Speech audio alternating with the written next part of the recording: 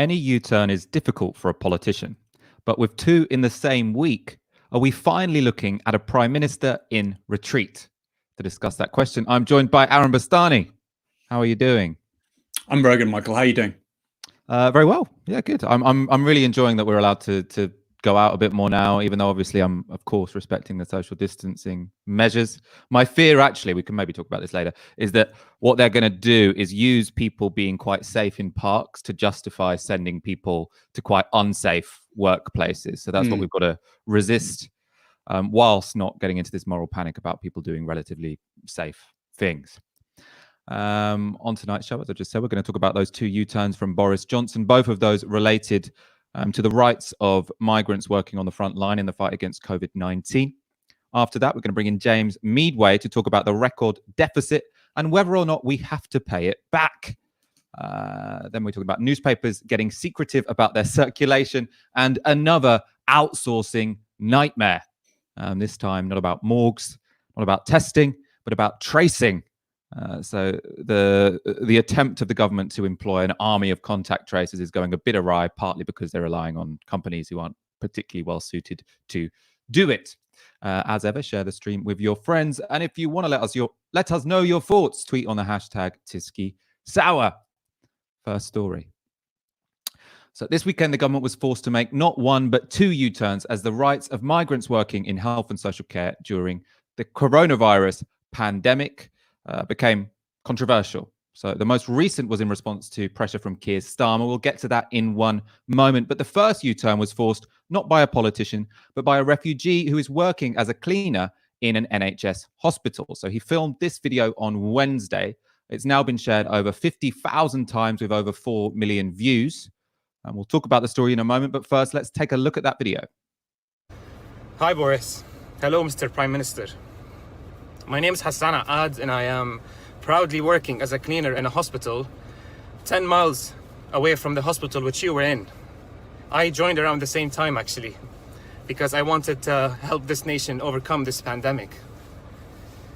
I've been really enjoying the clapping that you and your fellow ministers in the government do every week. Today, however, I felt betrayed, stabbed in the back. I felt shocked to find out that your government decided to exclude myself and my colleagues who work as cleaners and porters and social care workers who are, we are all on minimum wage. You've decided to exclude us from the bereavement scheme. So if I die fighting coronavirus, my partner isn't allowed an indefinite leave to remain. So the policy that Hassan was objecting to in that very powerful video was a limitation on who qualifies for the government's COVID-19 bereavement scheme. And now the scheme entitles any non-EU national to indefinite remain to leave in the country if they had a family member who worked as a doctor or a nurse and died from COVID-19.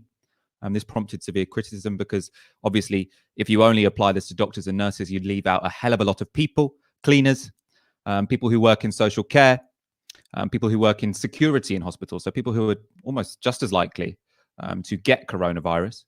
But pressure from the union's opposition MPs, as well as Hassan Akkad, forced a U-turn, thankfully. So the bereavement scheme has now been applied to anyone working in the health and social care sector. I'll go to your thoughts on this, Aaron, because I mean, there's two ways of looking at this. On one part, it's a victory.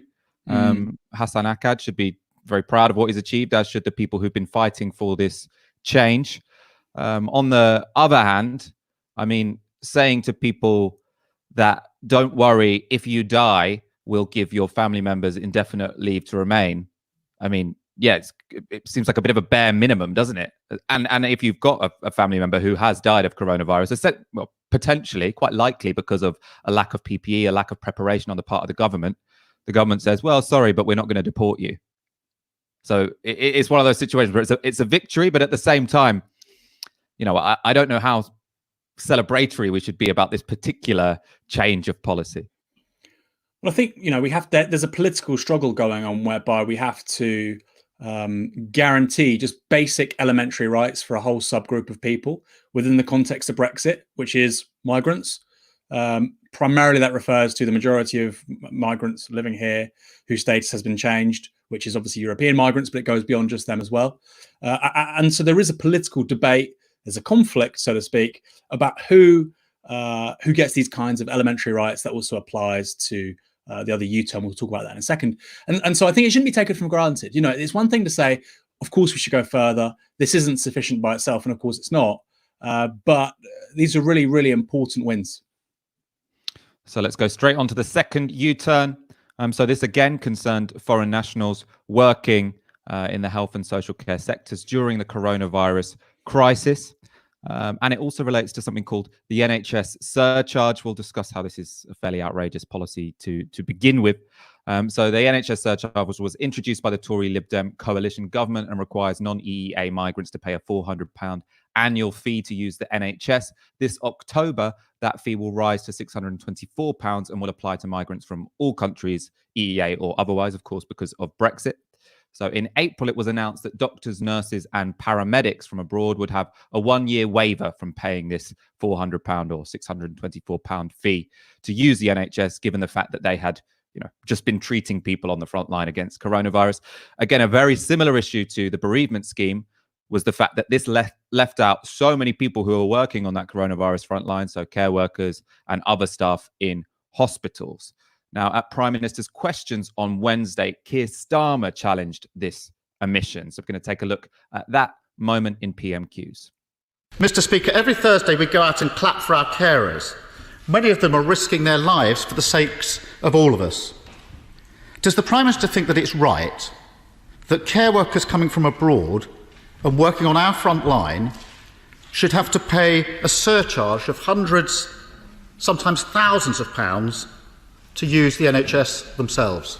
This is a great national service. It's a national institution. It needs funding, and those contributions actually help us to raise about £900 million.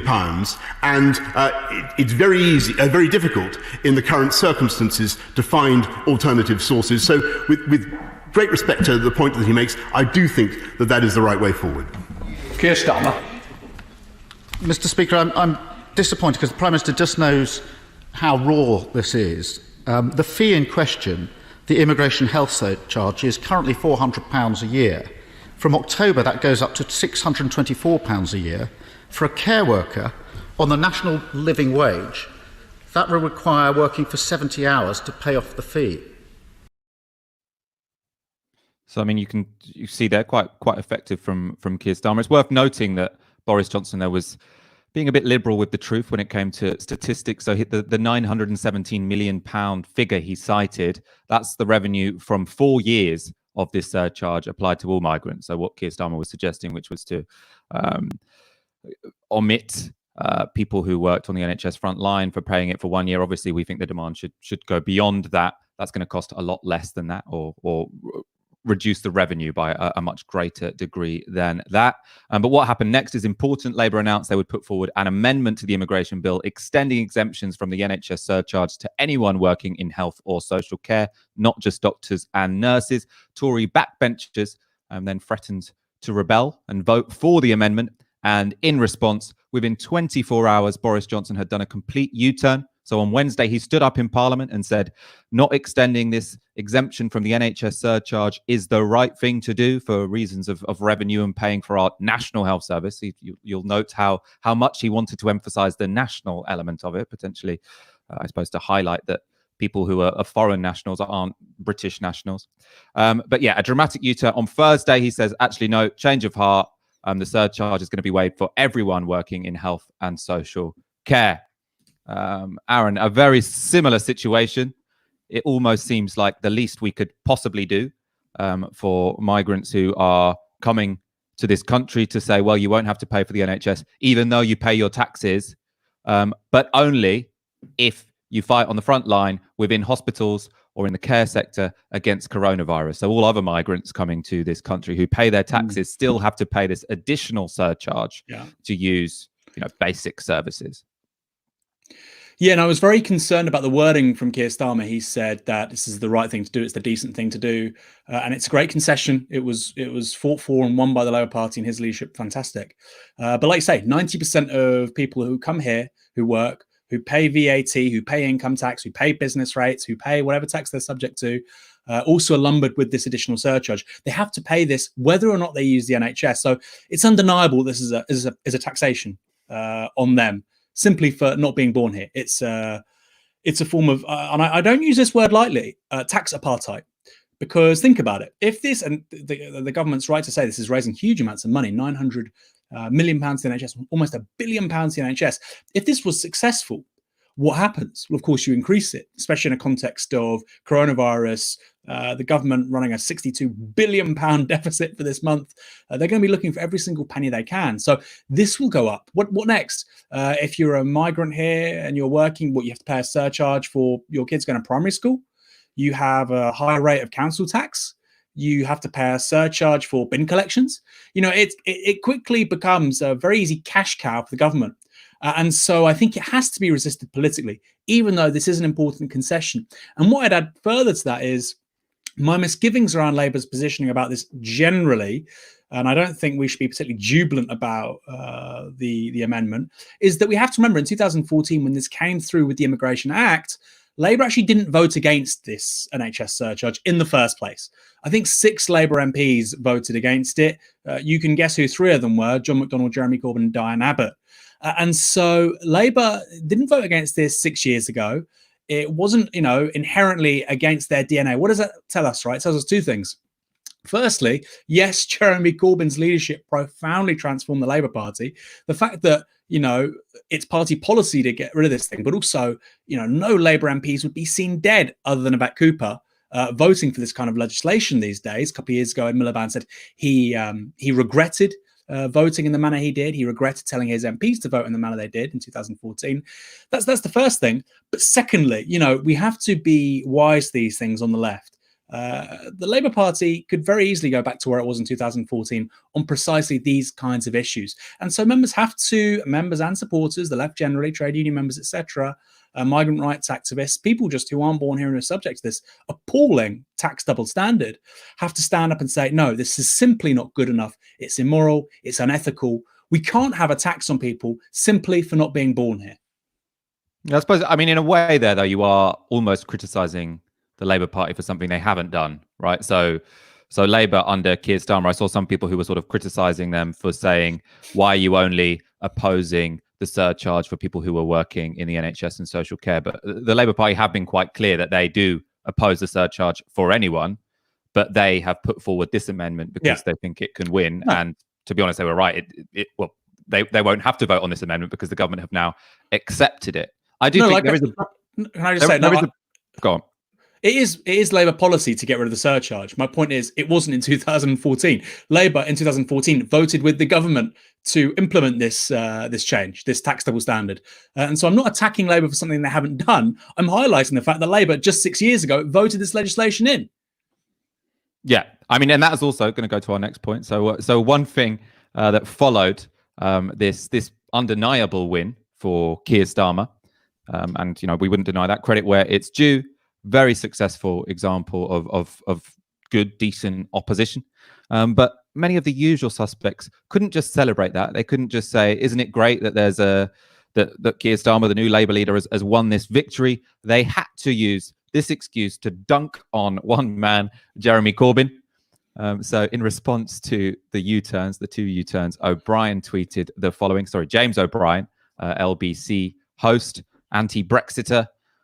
Don't tweet anything about the current Labour leader achieving more in the last 24 hours than the last one managed in 5 years. It's not worth the aggro. And then Nick Cohen sort of intervenes. So Nick Cohen, the Observer columnist and Iraq war supporter, comes in to comment, the Twitter pile-on is the only enduring legacy of the Corbynite movement, not a social change or a relief of suffering or a step towards a fairer society, just raving abuse of randomly selected targets.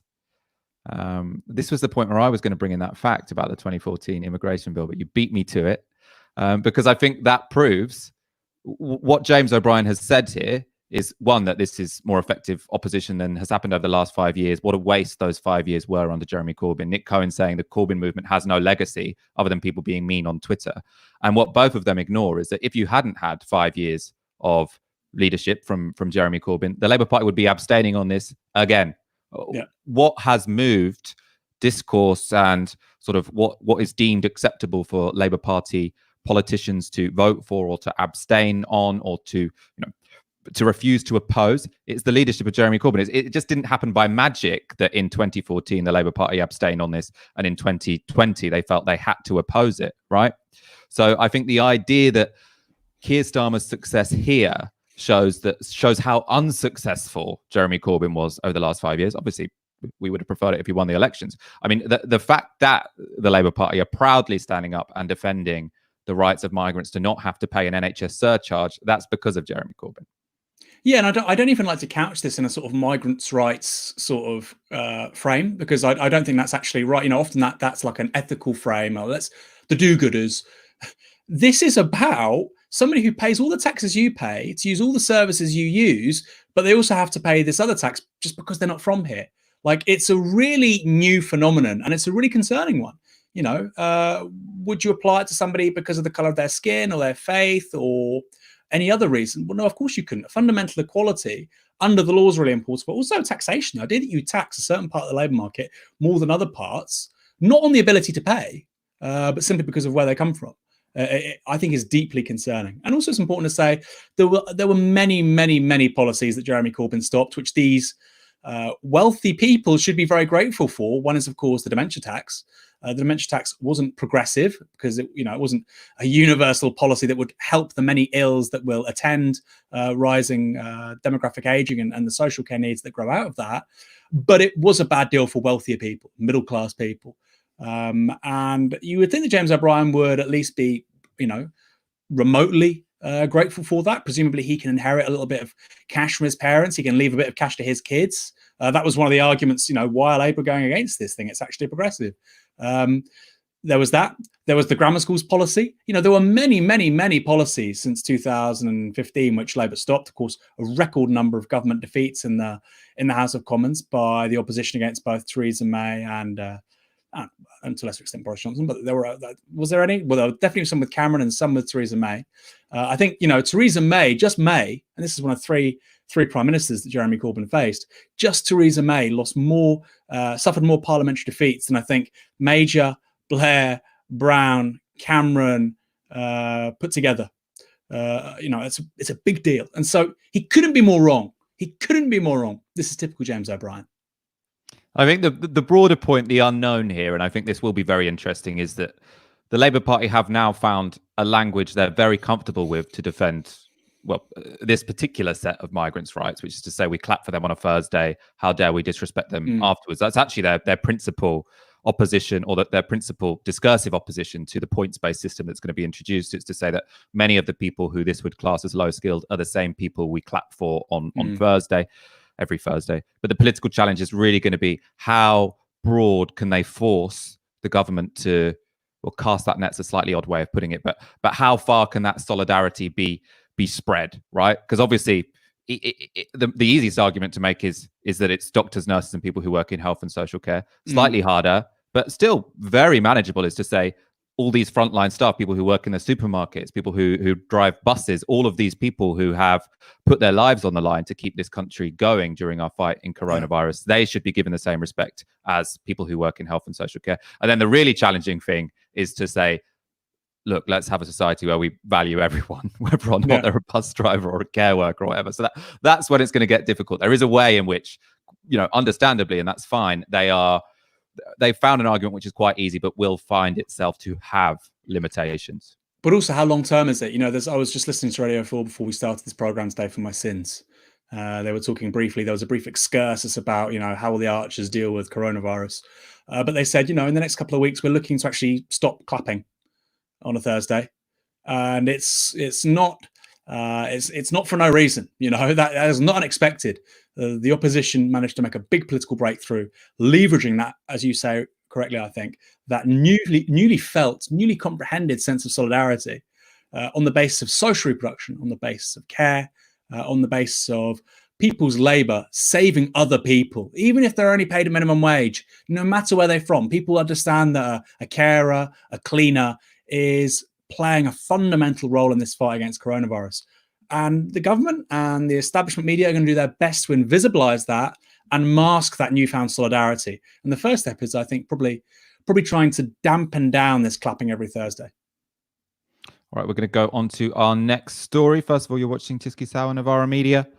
Please share this stream. We want to get more people watching live, like the video. So, the Office for National Statistics has released its latest round of data on government borrowing, showing a deficit of £62 billion for the month of April. That's the highest figure on record. In response, the BBC and other outlets have been leading with the question of how will we pay back these huge sums. However, having watched the various news bulletins today, in my opinion, these reports often raise more questions than they answer. So I'm going to show you a clip now of a BBC journalist explaining this supposed problem about the need to pay back this debt in the future. And then I'm going to get on economics expert, friend of the show, James Meadway, for his expert analysis on what's really going on. According to official estimates, the bill could top £300 billion. Now that would be the biggest slice of the economy than at any point since the Second World War. And like anyone who's facing debts, the government has three options. It could look at spending, for example, pay freezes for public sector workers such as civil servants or indeed firefighters or nurses. But that would hurt households, in particular some of those workers who'd been on the front line. It could look at raising taxes, but that might just hit those businesses and households at a time when they're struggling to get back on their feet, and it could mean breaking some election promises. So what about borrowing more? It's tempting, and it is indeed very likely indeed, but there are a few problems with that. There is a limit to how much investors are comfortable with the government borrowing before they start worrying about whether or not it's affordable to make the repayments. And these bonds are equivalent of long-term loans. So effectively, we'll be asking our grandchildren to pick up the tab. There are no easy answers. In practice, tax and/or spending will have to change. All of this means tough choices for Rishi Sunak, the Chancellor, but ultimately it's all of us who'll have to pay the bills, perhaps at the point where we least fancy it or can least afford it. So that was a social media clip by the BBC economics correspondent Darshini David, but I also saw her earlier today sort of giving exactly the same argument on the BBC News Bulletin, where presumably more people saw it. There are a few things that sort of worried me about that framing, and it reminded me a lot of 2008, which was that we were really going back to a household analogy. So she says, like anyone who's facing debts, the government has three options: cutting spending, raising taxes, borrowing more. Now, I mean, my concern there is the government borrowing like anyone else facing debts? Other people can't print their money. I'm obviously going to go to James for a moment for the expert take on this. But so, some other sort of words which rang alarm bells for me was this idea that our grandchildren would be picking up the tab. So either we'll have to pay this debt off now, or if we don't, that exact same sum of money will just push pain down the line onto our grandchildren. And there's also this idea that tough choices are inevitable. They have to be made, which obviously can very easily be weaponized to justify austerity. She's saying that there's not that much appetite for austerity at the moment, but just this whole idea of tough choices being necessary because of debt to me seems incredibly dangerous. James, watching that clip, did you have awful flashbacks to 2008? Do you think that the mainstream media are still going for this sort of household analogy, even if sort of newspapers like the Financial Times, for example, are being a bit more creative with what kind of response we could have right now? Well, it was probably one of the worst bits of economic coverage I've seen. I mean, it's like, it was shockingly stupid and ill-informed, and it's nonsensical for the BBC to be putting these things out. I mean, it's misleading people. We should stop talking about framing, I think, quite as much as we do, and start talking about what is right and what is wrong. It is categorically not the case that as a result of the exceptional spending to deal with this crisis, we will therefore have to change taxes and spending in the future, that we have to pay back all this debt. To put it very simply, what we've got now is something like the Second World War. The Second World War was immensely expensive. At the end of the Second World War, Britain's debt to GDP was 270%. So in other words, national debt, government debt was 270% of the entire economy. It was equivalent to 270% of the entire economy. That was necessary spending and borrowing because you had a war to fight. You had to do this. You didn't sort of stop fighting like 1941 and say we borrowed too much. And it's a similar thing here. You have to deal with the coronavirus, and that means spending a large amount of money. That's the first bit. The second bit is that at this point in time, interest rates, particularly for governments, are about the lowest they've ever been in human history, like ever. You can go for as long as there have been interests on things that you can charge interest on. Interest rates have never been as low as this. This week, the government had negative interest rates in some of its borrowing. In other words, people were paying the government for the privilege of lending it money. So to produce something that says, oh, well, you know, all this borrowing, tough choices ahead, when we can least afford it, it's so spectacularly far from where we actually are and what we should be talking about. It's not true. That's before you even get into the slightly more developed argument, which is that, yes, if people can't afford to have massive tax rises or see their incomes fall because you've imposed a public sector pay freeze, as was immediately flagged up, this is when you do not do those things, because to do those things trashes the economy, right? So on every possible level, this is wrong, wrong, wrong. And the third and final thing is that I don't know. The report accompanying this said economists say you have to do tax and spending to get out of this mess we're now in. Oh dear. I can't think of a single economist, not one, who says the response to this crisis is that we should be cutting spending and raising taxes. No one's saying this. If you dig out the Observer on this Sunday, Philip Inman had a report on the right-wing think tanks who are all out for austerity back in 2008, 9, 10. All of them are basically saying we'll just have to accept more debt. We'll just have to put up with a bit more debt now because it's a crisis. This is what the free marketeers are saying, the Adam Smith Institute, the Institute for Economic Affairs. If they're managing to get this far in understanding where we are, why on earth is the BBC producing this nonsense? It's not just bad economics. It barely functions as an economically coherent description of the world. God knows what they thought they were doing. I want to go really back to basics because there's the argument about do we have to pay it now or do we have to pay it in 50 years? But then there's also the more basic one. So when she had the free cups, there were three options that we have, which is cutting spending. If we're in debt, it's cutting spending, raising taxes, or borrowing more money to pay off that debt. Now, to me, it seems like there's also a fourth option, right, which is monetary financing or essentially printing money. And why would she not be talking about that? Should the BBC be presenting printing money at this point in time as a reasonable option, or do you think that's a sort of unnecessary distraction? To be honest with you, it's not something we need at this point in time. What's happened at the start of April is the Bank of England agreed with the government that, if necessary, it could use the thing it calls the Ways and Means Facility, which is basically an overdraft that the government has with the Bank of England, effectively. So in other words, if this thing was going to be used, and the last time I looked, I don't think it's actually been put into action.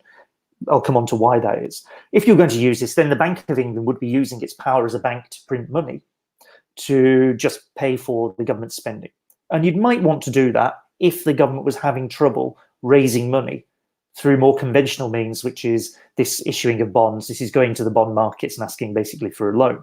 But the point at which the bond markets are paying you to borrow money is the point at which you have no problems whatsoever raising that money, and raising that money for a long period of time. There is no real prospect right now of some spike in interest rates that will suddenly make all of this hugely expensive.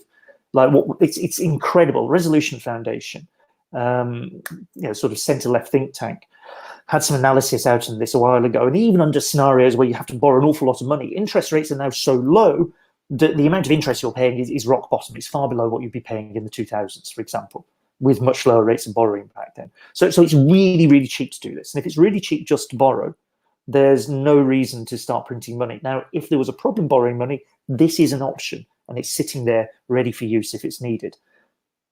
And so if it's borrowed, just to be super clear, if it's borrowed, so we do ultimately have to pay it back.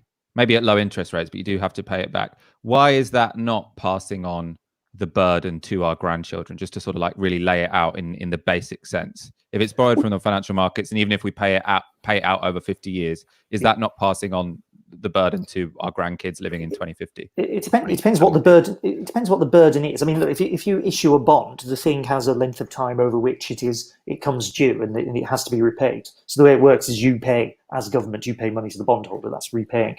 When you sell the thing, you get the money in, and then you repay over time. That's how, like a loan. That's how the thing works.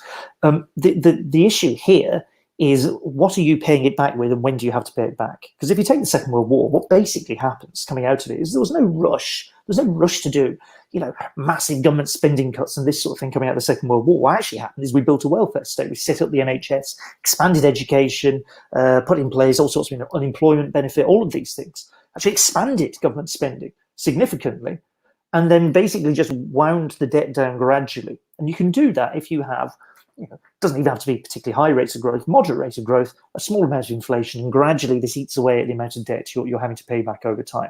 That is a simple option. And Britain historically is very good at managing its government's debts relative to other economies in the world. That's why you can borrow so cheaply and for such long periods of time. So there's no reason to rush at this. You may as well just say, okay, we'll just park this. It'll be sitting there. We'll roll the debt over. We know we can roll the debt over because interest rates are low. The economy's growing a bit. You can just keep doing this, and gradually the debt will get paid back because your economy's growing. Inflation's there. The thing will whittle away over time. That's what we did after the Second World War. Something like that seems a sensible thing to do now. You just manage the process of the debt. You don't have to rush to repay the thing. And if you do rush to repay the thing, if you take the last 10 years, when we did have a rush to repay the debt from the financial crisis, you basically crash the whole economy. Either you crash the whole economy or you just slow it down. You get a horrible, drawn-out, long recession. Now, the most likely prospects coming out of this is a very long, drawn-out, horrible recession. The worst, the absolute, literal worst thing a government could do is to say, right, the thing to do right now is try and pay back all this debt we've got. You will make that recession worse. You will generate a second Great Depression if you do that at this point in time. It is spectacularly bad. It is unbelievably bad for the BBC to be trying to present this. I'm kind of laughing because it's just like, you wonder what on earth they were thinking. Did they just not talk to anyone who has any economic knowledge at all? They just thought they'd put this thing out. It beggars belief. So that's why I just don't think we should get into a conversation about how far, how we need to rush to repay the debt. We can manage this, and managing it is also part of how we're going to recover from this crisis. I was going to bring in Aaron. What James is saying around inflation and nominal GDP growth is what happened to Western Europe after the Second World War. We've been here before, and it's not in the example of Britain. It wasn't just after the Second World War when we had high levels of debt to GDP. In the mid-19th century, Britain, and of course it was the world's global economic sort of power, very different context to today. But in terms of, this idea of debt to GDP is an absolutely bad thing. In the mid-19th century, you're looking at about 250% of GDP. And so is credit a good thing? Can it be a good thing? Yes. Mortgages can be good rather than having to save up £300,000 to buy a house. We're using the household example often in very bad ways. Let's use it, and I'm using it purely as an analogy, by the way, because states and households are different. But we know that credit can sometimes be very useful. It means I can get something which creates more value in the long term, and I can get that money today and I can pay it back tomorrow. Very useful mechanism. And the idea that you wouldn't use the exact same mechanism, and when you can borrow credit really cheaply, fantastic. Who doesn't want a cheap mortgage loan, right? Who doesn't want a cheap business loan? Or when states like Britain borrow on international markets, they get the cheapest loans of all. And so what they could be doing is to invest in things like infrastructure, human capital, schools, housing. They can generate revenues from that, right? They can create high levels of productivity, high levels of output. They can engage with epochal problems like climate change, demographic aging, all of these things. And that is a vanilla argument. That is not a radical argument. Like James says, even the Adam Smith Institute, the IEA, the Centre for Policy Studies, all these kind of batshit right-wing think tanks, right now, they understand the scale of the problem is so big, so unprecedented, at least in peacetime, that they're not going to fart about with what they called before 2008 expansionary fiscal contraction, which was to say you can reduce the footprint of the state, but somehow magically you'll get aggregate demand going up and job creation. It doesn't happen. It didn't happen. It was wrong. It was based on a completely, actually, James can talk about this in accounting hour in a certain case study by some certain economists who realized they'd made some mistakes a few years later. But in terms of where we move sort of now, what we need to understand in the next, let's say, a year's time, the average household is going to be in more debt than it is today. The average individual, the average household will be in more debt. The average business will be in more debt. The government will be in more debt. Now, you can't have a situation where households have got to pay back the debt. And by the way, that's Labour policy on the rent suspension, for instance. Households have got to deleverage. Businesses have got to deleverage, and the state has to deleverage. What does that mean? It means nobody's spending. What does that mean? It means there's no demand. You turn a recession into a depression. And that's the one thing we now have to avoid. Again, this is elementary, basic common sense. The fact that the BBC is preaching a wholly different gospel really speaks volumes about the quality of their output when it comes to this stuff and how it hasn't moved on from the debate in 2010. This entire mantra of cuts and austerity has been disproven. We've just lived through a failed 10-year experiment. It is a case study in what not to do. Final question for you, James, is whether or not this is going to happen. I know that's, predictions are always difficult to ask people, especially when it's sort of involved in political conflicts. But so if you look at what Boris Johnson is saying, he's saying he doesn't want to do austerity. If you look at what Annalise Dodds, the Labour Shadow Chancellor, is saying, she's saying we can't do austerity. You're saying we've even got right-wing think tanks saying let's not do austerity. But we've got the BBC who are putting out stuff like this, suggesting that tough choices will have to be made. We talked on a previous show about a leaked Treasury document, which was saying that tough choices will have to be made and potentially we'll have to do spending cuts.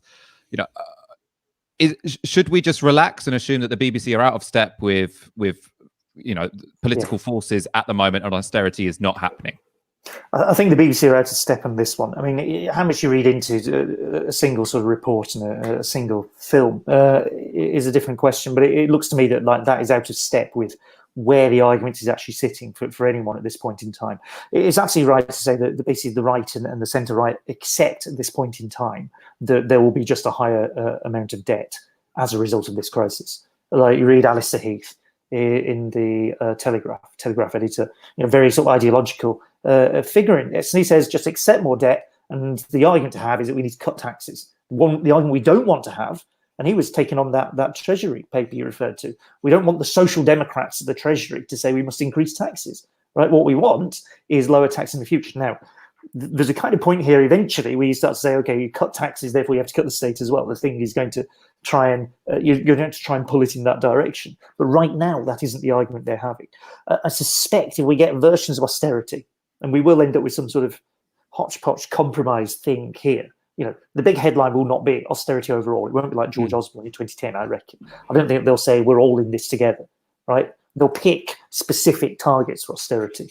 It could easily be a heavily sort of racialized pick on the migrants version of it would be an obvious one to go for. And you're kind of seeing versions of that already. There's some chatter from the Social Markets Foundation, a kind of centre-right, centre-ish think tank about this crisis has been terrible for the young, the old must pay, we must get rid of protections for pensioners. So you could target bits of it and maintain things like that. And I suspect they will do something like this. So we have to be sharp on that. But that's a different argument. And it's in some ways a harder political argument than just saying, let's oppose austerity. It's going to be tough arguments for us as we move out of the first phase of this crisis and get into trying to describe what a post-first phase of the COVID crisis economy looks like, what we want to do in future. Because I suspect just going, we're opposed to austerity is not going to be the cutting edge of the argument there.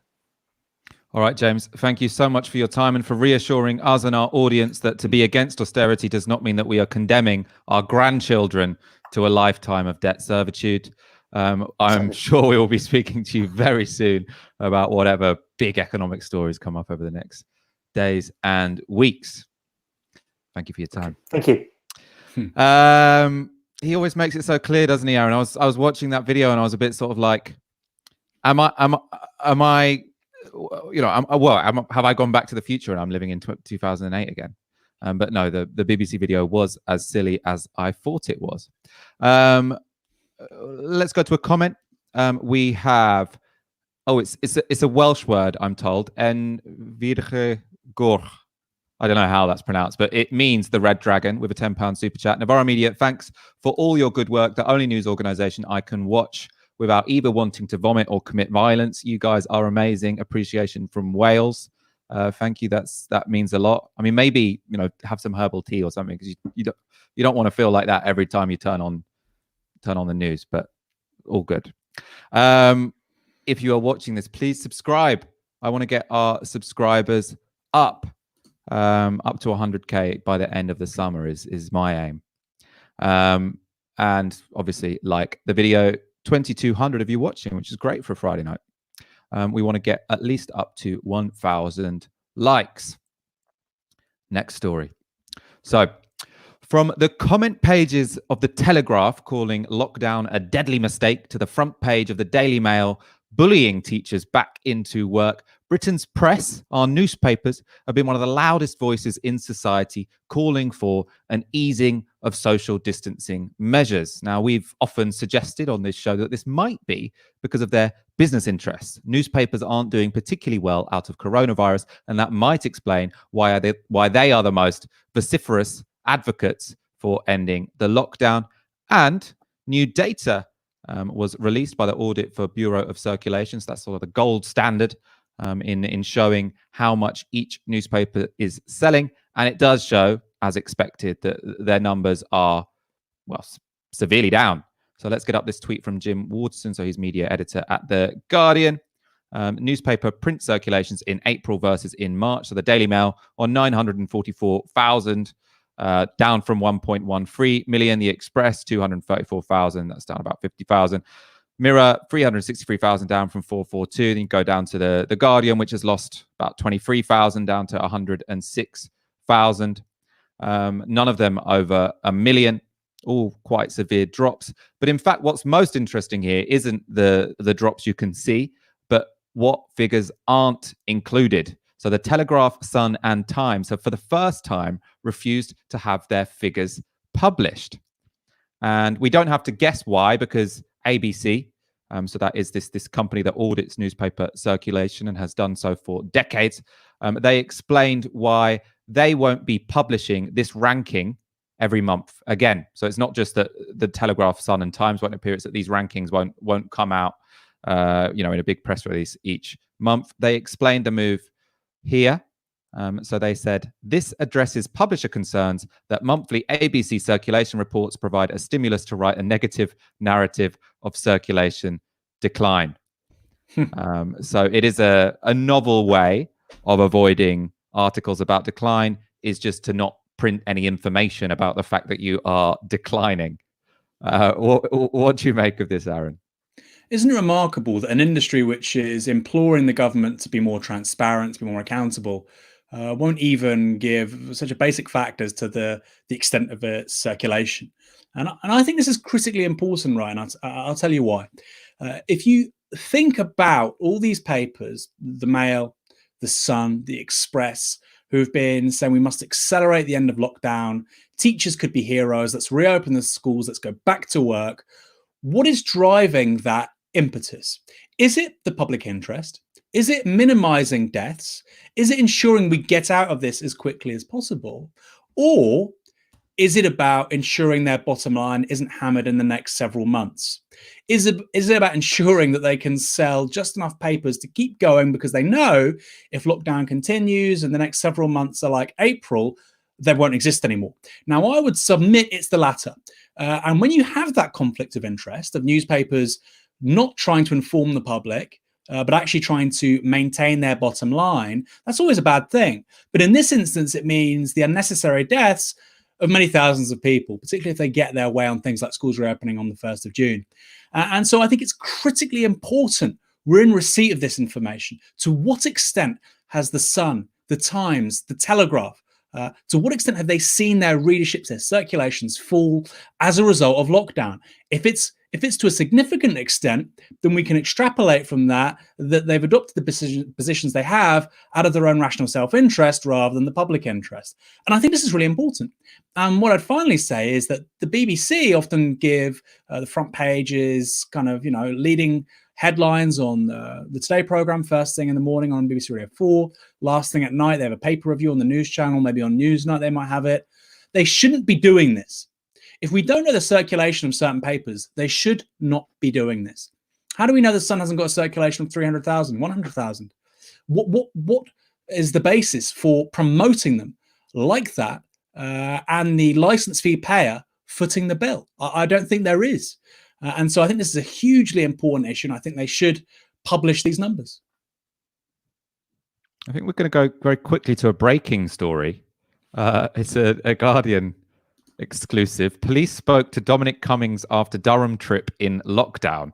So Dominic Cummings was with parents away from home when he had coronavirus symptoms. So we've seen this particular pattern of a high or someone with influence in the coronavirus crisis breaking a lockdown which they had a part in setting.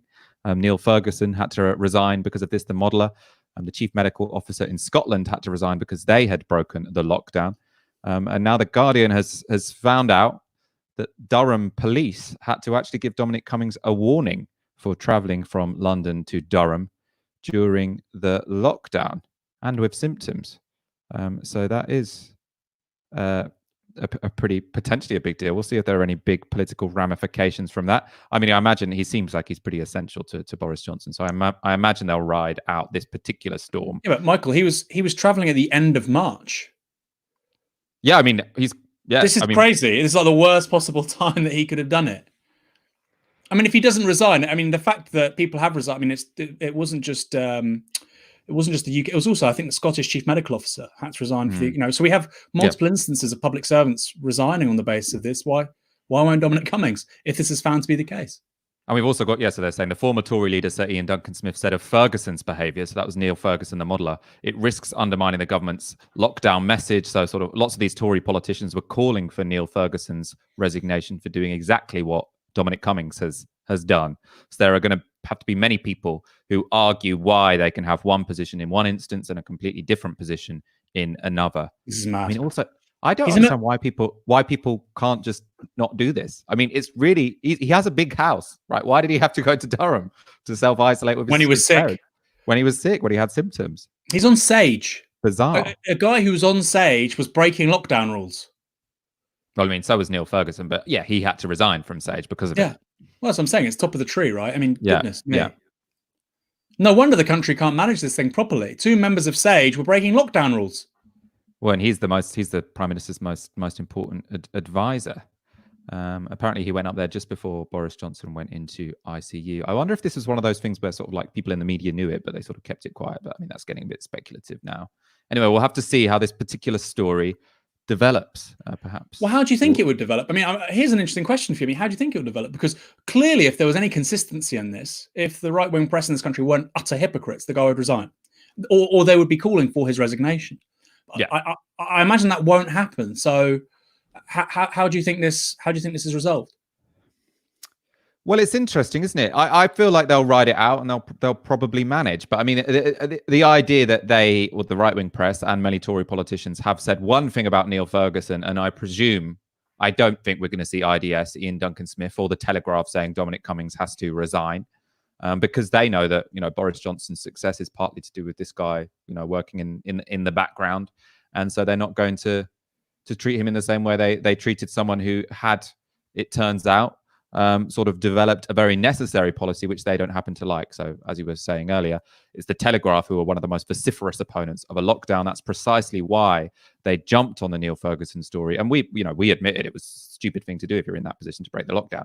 But they made this an issue where he had to go. And I doubt we'll see them do the same thing when it comes to Cummings. Also, a police caution. I mean, this is more severe than Neil Ferguson. The police weren't involved when it came to Neil Ferguson. The police are involved here. How did they know? A neighbour saw them. So someone saw Dominic Cummings up in Durham and thought that this was annoying, that someone with all this political influence was breaking the lockdown, and they called the police. Good for them. Well done. The April, he was up there until the Durham resident saw them on the 5th of April. So he was up there for probably a week. Yeah. Do you think Labour should call for Cummings to resign? Do you think Sakir should call on him to resign? Or, or should he be above the fray, do you think? What's the best look here? Well, I mean, I think the demand that he has to resign is probably not what Keir Starmer's going to go for. I think it would be more about, look, you've called for Neil Ferguson to resign. Why aren't you calling for the same? Like, let's have some consistency here. So I think probably a call for consistency as opposed to you have to fire Dominic Cummings. I mean, you might get some sort of maybe a member of the shadow cabinet will say it, but it won't be Keir Starmer. But I think the issue there will be about consistency and I mean, you can make a political issue out of it without saying he has to resign. Just to say, like, what does Boris Johnson's top advisor think he's doing if he can follow one rule and everyone else has to follow another one? He was also supposed to be one of the big advocates of a lockdown by the end. Obviously, he was well in favor of herd immunity, and then he sort of had a Damascene conversion. It's all bullshit. This is all his own briefing. Yeah, he's briefing the Times, the Telegraph. We have no idea. What we do know is that it was government policy until mid-March to pursue herd immunity primarily on his say-so. That's what we do know. Those are the facts. Anyway, Michael, come on, let's carry on with the rest of the show. Yeah. Ryan Hall tweets on the hashtag Tisky Sour, Dominic Cummings was practicing what he preached, herd immunity. Well, I suppose he had it. So he was practicing herd immunity in the way of giving other people coronavirus. I mean, obviously, we don't know if he did give anyone else coronavirus, but it's pretty dodgy thing to do, really. Right. Final story.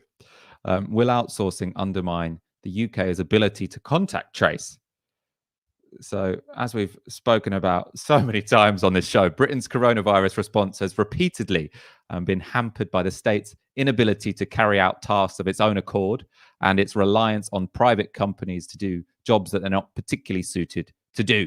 So whether that's Deloitte, a consultancy firm, running tests in Chessington World of Adventures and mixing them up, or a festival company running morgues, and as we spoke about on a previous show, not giving particularly good training for that, difficult task. This pattern is now repeating. So this time with an army of contact tracers, which the government has promised will be in place by the end of this month. This has been outsourced to companies such as Serco, and the training does not give you confidence. So I've actually had a fair few DMs about this, or people who have applied for jobs and then found themselves in terrible training sessions. But we're now going to go to the Guardian write-up because they had a very good source with some great quotes about a catastrophic training session with Citel. So they're a customer service company based in the US, and we've been contracted to work on this project. So let's go to a couple of quotes from the Guardian piece. So one man who asked to remain anonymous told the Guardian he had spent 3 days getting paid but received very little information or training. He said he had applied for a job as a work-at-home customer service advisor for £10 an hour, which was advertised on the job website Indeed. He got an email checking he had the right software and then received a call to tell him what the job entailed and asked when he could start. Next graphic. He took part in a day of online training run by Citel on Sunday, logging on to a remote system where there was one trainer for about 100 other people.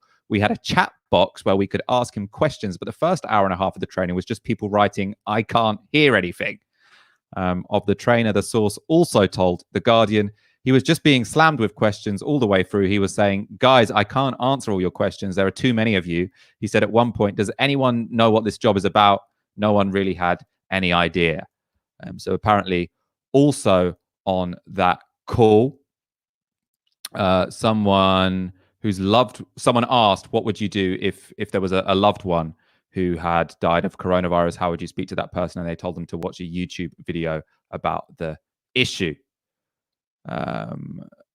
Aaron, I mean, this is phenomenal, right? I mean, you've got the thing I really don't understand about this is why would you advertise this just as a standard customer service job, right? Because what the NHS voluntary service showed is that there are loads of people in this country who are incredibly motivated to try and help with the coronavirus effort. I think you could probably get 100,000 people to volunteer to do this job. I obviously think it should be paid above the living wage, but you could get so many people who are genuinely committed to trying to make this contact tracing system work by advertising it as taking part in the fight against coronavirus. But instead, you've given it to a load of companies who work just normally in customer service, who don't seem to give a shit about the battle against coronavirus, are giving terrible training, which 100 people speaking on a chat bot to one trainer who's sort of saying, I can't answer all of your questions. Like, what is going on? This is supposed to be the key to our exit from lockdown. Yeah, I think it's deeply disturbing that these kind of big outsourcing companies are playing a major role in the coronavirus stuff. Who thinks, when you say the word Serco to most people, who thinks, yeah, really outstanding performance, great product, brilliant company, always get the job done? Nobody thinks this. Or G4S or Capita, nobody thinks this. There are certain companies, certain brands, you think, yeah, you can really trust them. People think about, the NHS. They go, I know that I'll go to an NHS hospital, I'll get a good standard of care. But if you instinctively, Serco, it's appalling. Of course, you've got the really outstanding ones, Carillion, for instance, the building company, which actually didn't build anything. The building company, which was effectively a conduit working between the state, procuring certain, things and contractors. That was the worst example. You've got Capita, who screwed up British Army recruitment, who screwed up appointment services for UK GPs. You've got so many, Sodexo, all of these businesses. When people say, how do you describe failure? Serco, Capita, G4S. And these are terrible businesses for a number of reasons. One is they act effectively as a funnel to send money from Preston, from Cardiff, from Aberdeen, all to London. Why? Because they win these contracts for cleaning, for catering, for construction, rather than local businesses. And the returns, the profits go to shareholders in London because these are listed on the FTSE 250. That's one problem. Another problem, which is actually the bigger problem in this case, is that they have no knowledge. They have no know-how.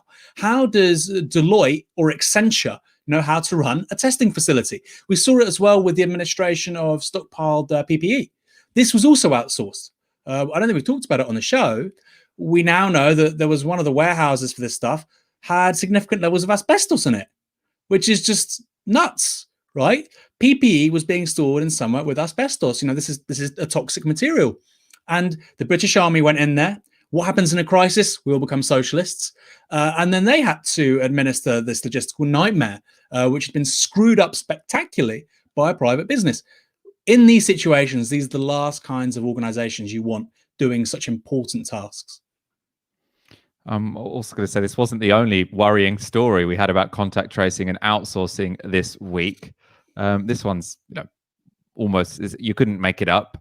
Because Serco, who were another firm hired to do this contact tracing, very sensitive job where, the number one thing you have to be good at is data protection and privacy. There's big controversies about the state having this much information about people. And if you're giving it to a private company, you want to know that they're pretty solid on this stuff. That means it was pretty worrying to hear that Serco this week had to apologize for releasing data for 300 newly recruited contact tracers. Let's go to a quote from the BBC. So Serco wrote the email to tell new trainees not to contact its help desk looking for training details. That's kind of worrying to begin with anyway. But the staff member who sent it put their email addresses in the CC section of the email rather than the blind CC section, revealing them to every recipient. The mistake may leave the firm in breach of data protection rules. It is understood that at least one member of staff has raised the issue with the Information Commissioner. It does. It absolutely, categorically does leave them in breach of GDPR. Categorically. And this is so. Obviously, I've done a thing where you put the CC list where you want it to be a BCC list or whatever.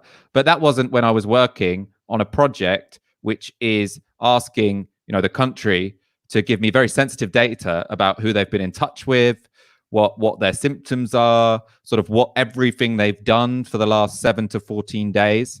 If what you've been hired to do is contact tracing, then you really shouldn't be making mistakes that mean you have to be reported to the Information Commissioner before you've even, seen any customers.